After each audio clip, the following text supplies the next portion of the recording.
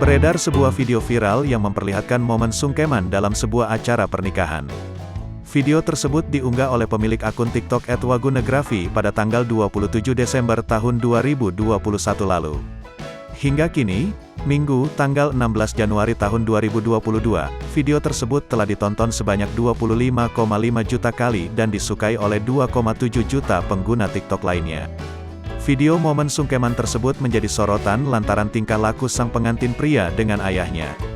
Momen sungkeman yang biasanya sakral dan penuh haru justru mengundang tawa bahagia. Pasalnya saat melakukan sungkeman, sang ayah terlihat membicarakan sesuatu kepada pengantin pria dan membuat mereka tertawa bersama. Saat dikonfirmasi tribunnews.com, pengunggah yang bernama Nanda Aditya ini mengaku video tersebut dibuatnya pada tanggal 27 Desember tahun 2021 lalu. Tepatnya di sebuah acara pernikahan yang digelar di Desa Waijaha, Kabupaten Tanggamus, Lampung. Video itu diambil di tanggal 27 Desember di sebuah pernikahan di Desa Waijaha, Lampung. Dan diupload di TikTok di tanggal yang sama.